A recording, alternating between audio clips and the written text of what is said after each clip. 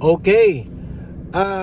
Magre-react po tayo dito sa latest na balita patungkol po dito kay John Vic Remulla sa update po sa usaping Zaldico. Ano ba ang binalita ng Daily Tribune? DFA now takes the lead in efforts to bring former lawmaker Zaldico back to the Philippines. Interior Secretary John Vic Remulla said in a radio interview.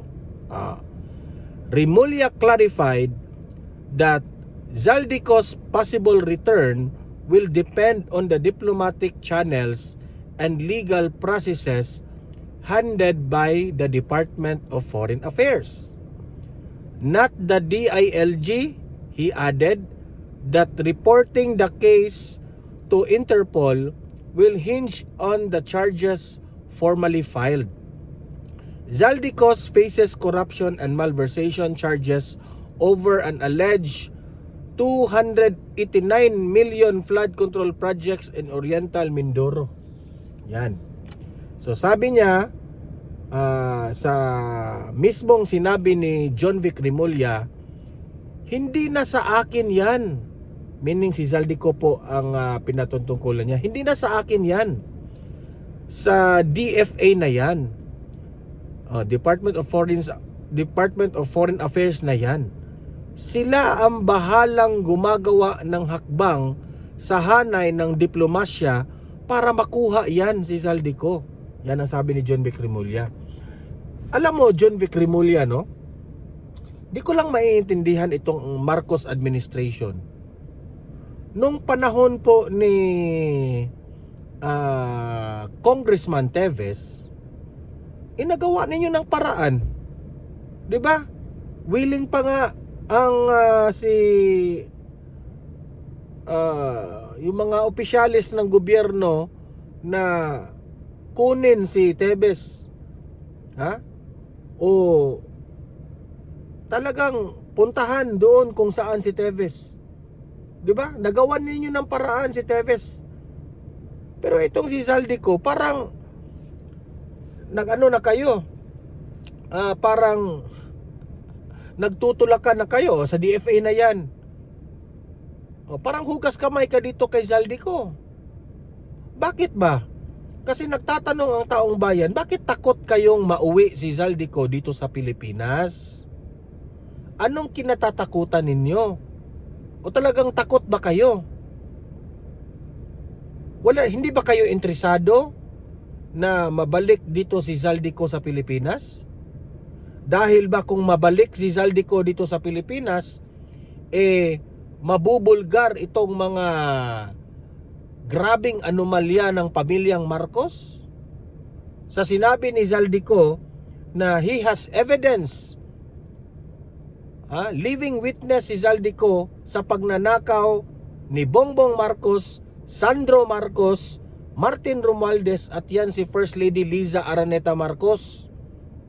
May ebidensya si Zaldico.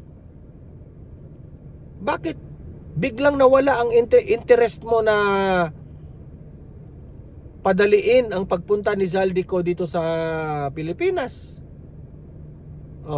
Si Zaldico ang nagsabi niya na grabe ang corruption sa flood control anomaly dyan. Nabanggit ang pangalang BBM na magnanakaw, Sandro Marcos, F. Eliza, Martin Romualdez.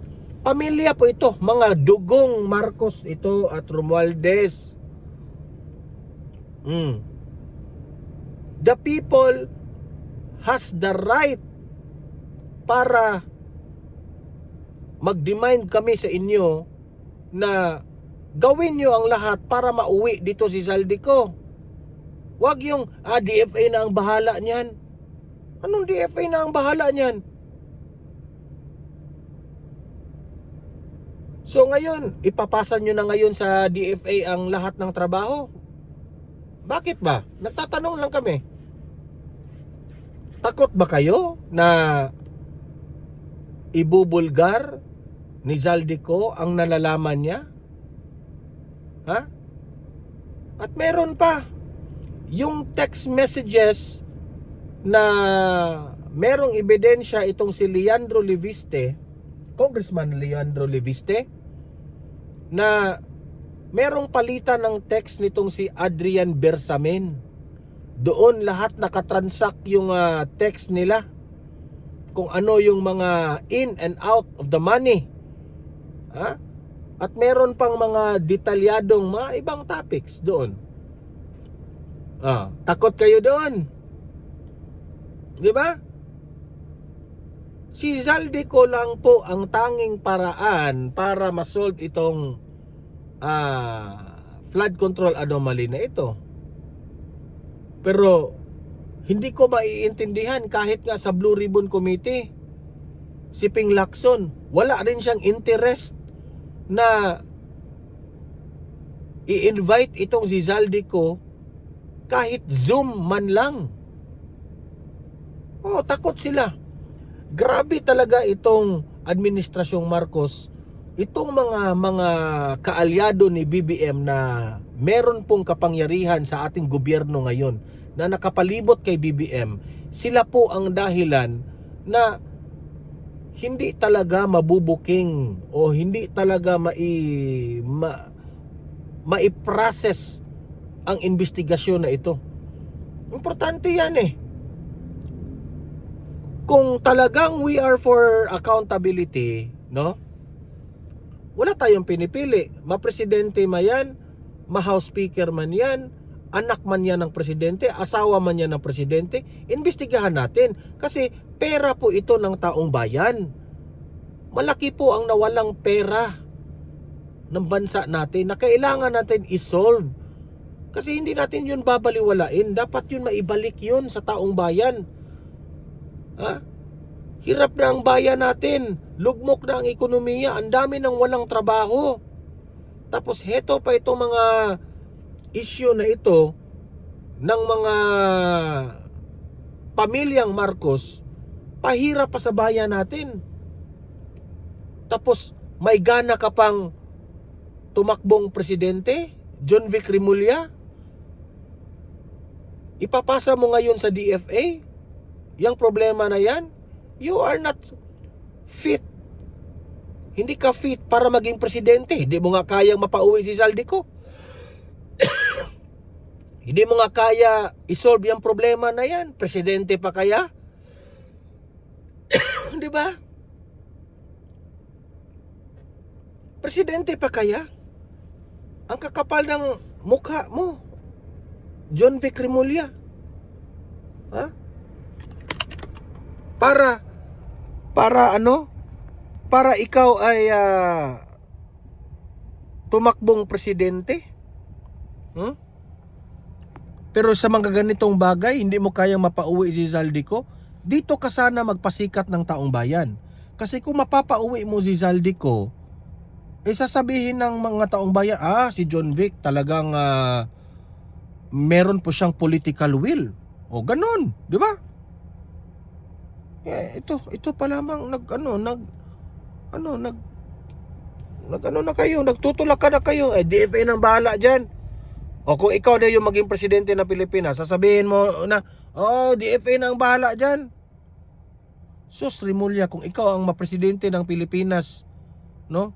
Hindi kayo nagkaiba ni BBM. We don't need a BBM part 2. Yung kapatid mong si